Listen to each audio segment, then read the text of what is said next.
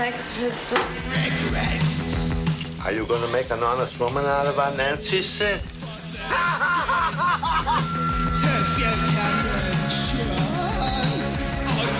And welcome everybody to Narrative Thoughts Review. But before I go on with the review, if you are watching this on YouTube, you can listen to this on SoundCloud, so fucking listen to it. No, I'm just kidding. If you are listening to this on SoundCloud, you can watch this, so fucking watch it on YouTube. And back to the review. Well, let me just go back. If you are listening to this on SoundCloud, you can listen to it on SoundCloud. If you are watching this on YouTube, you can watch it on YouTube. If you want to vice versa, if you want to listen to the soundtrack, you want to listen to the sound, blah, blah, blah, blah, let's go. This time it's a little different review. It's a movie review, but I started the channel Burley, and I want to start. I do reviews of wrestling review. I might do some different things with reviews. I review albums. I review movies a lot more than albums because there's certain albums I don't have a lot of time to listen to. Movies I can just sit down watching to them, get through them fast. And album I feel like I have to really study it really well.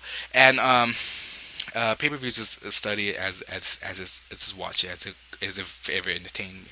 But the thing is, I want to do is movie reviews because I want to review classic movies or old movies, not classic movies, but movies that I thought were great, or at least movies that were bad in my opinion, but are now available of your choice either via instant streaming or via buying it on Blu-ray, whatever. And this one movie that I really love because I love this era. It's an era of punk music. It's an era of rock music because I grew up with rock and I grew up with punk. This punk era is that one thing that I truly love. I'm a punk music fan. Whenever it has to be with Ramones, Sex Pistols, The Clash, let's say what you want. Misfits is part of a punk band. You have Rancid, and then you have fucking Joy Division by the late 80s, by the early 70s, late 80s. That is a punk.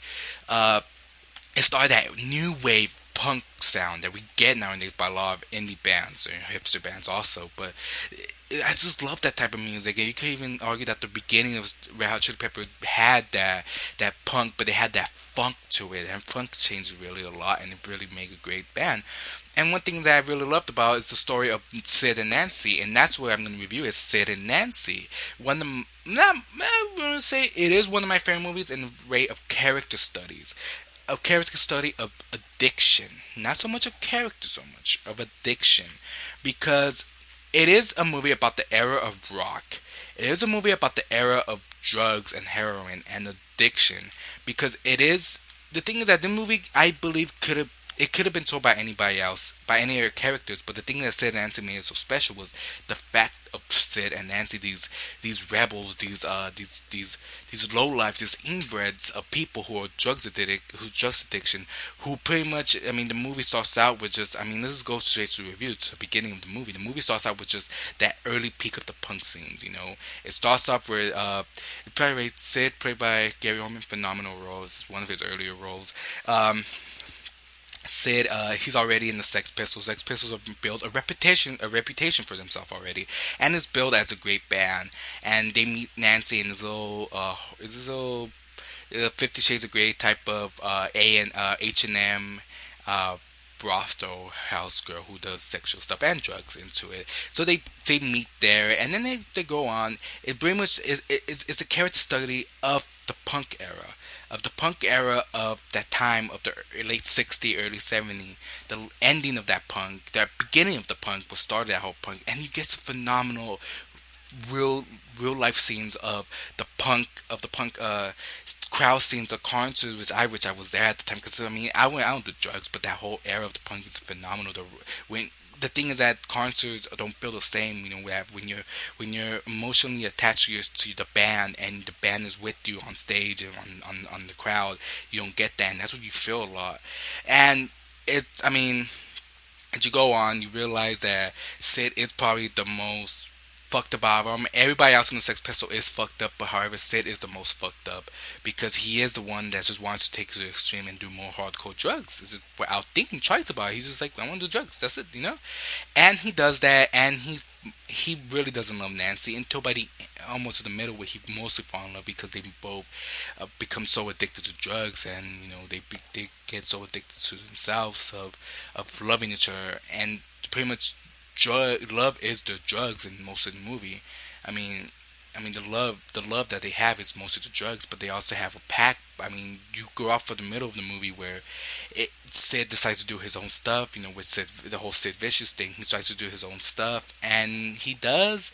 But it becomes like a one hit wonder, or a couple albums or mixtape or EPs, whatever, that's just made a hit because of the fame.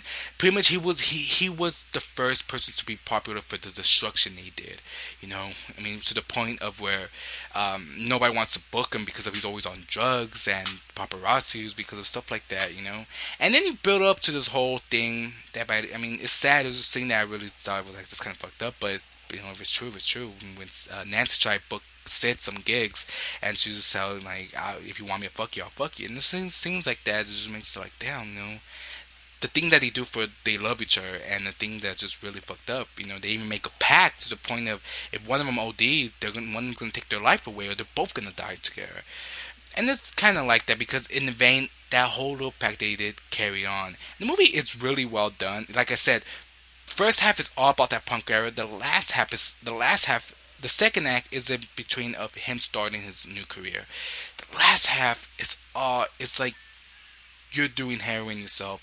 It's really all nothing but heroin, drugs, the destruction of the drugs that he did. And mostly, you live in the punk era. You live in the single life, the solo life. Sorry, and you're living the more addict life, and it's really brooding, it's really depressing, it's sad, it carries, it's heavy, it's really, really dark in that whole scene. And then the final scenes, if you don't know about anything about Sid Nancy, I'm not ruining the fucking movie, so just Wikipedia it, and Sid kills Nancy, he stabs her after they're both fighting about the drugs, about Sid wanting to get clean, but he never happen. When he does get clean, he always fucks up again, and Nancy's there arguing. He says, "You want to die?" And yes, and he stabs her.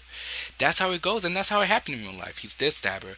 The movie doesn't differ so much of what happened afterwards. It's just different of he killed her, he got out on bail, and the ending scene, the beautiful scene. I love that where he's at this really abandoned pizzeria in New York, and it's just one of those it's one of those where he's eating pizza and he sees a couple kids, little kids, black kids who are dancing hip hop, and right there you realize, as a viewer, you realize is the era of punk ended with Sid. I mean, not the whole era really, because it's still going on, but he realized that his era of his punk life, of his punk personality, ended right there, and there was a new personality of hip hop.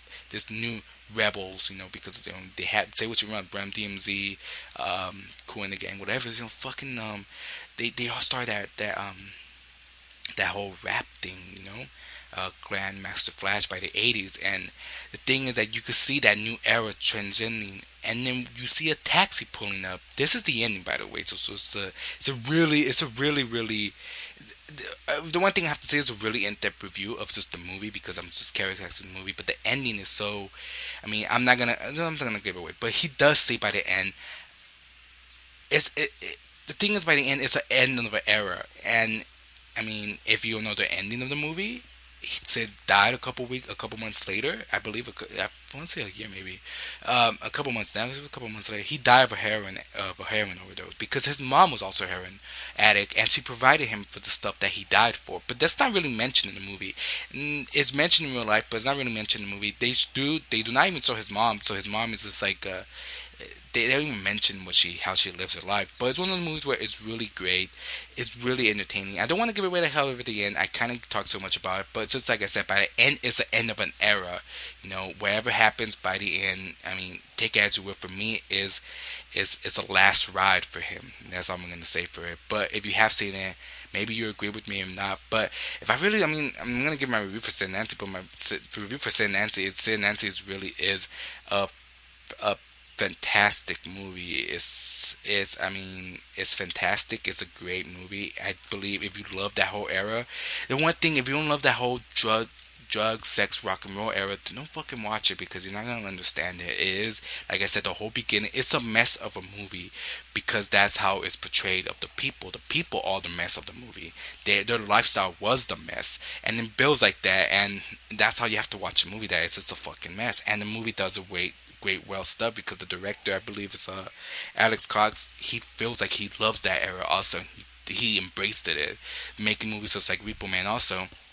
And this movie is really entertaining. It's really one of my favorite movies. You know, Gary Oldman. If you want to see Gary Oldman do phenomenal acting, it's an early start for him. He's not even a fan of. He's not. He even go off and saying he's not even a fan of these characters. He's not even a fan of punk music, but he's there for the cash. And I really think it worked out because I believe he got more work after this. It's a really good movie. I would recommend if you buy it. I know Criterion Collection have a DVD version of this. There's the Blu-ray one for 20th Century Fox. I bought it at Best Buy. Was only like $4.99 for 4 days, and I had to get it because I don't have it, and I've always seen it when it was always on cable or TV or whatever, or whenever I had the chance of seeing it. And I just really think it's a great movie, and I think you guys could pick it up. And that's all I really have to say about this review. I might be doing more of these, probably a little bit more in-depth reviews of classic movies or old movies or movies that are really fucking terrible bad, and or movies that I hadn't get to review but are barely coming on DVD. I'll probably review those also. But that's all I really have to say about this review. I hope you guys have a good day. Goodbye, everybody. Bye.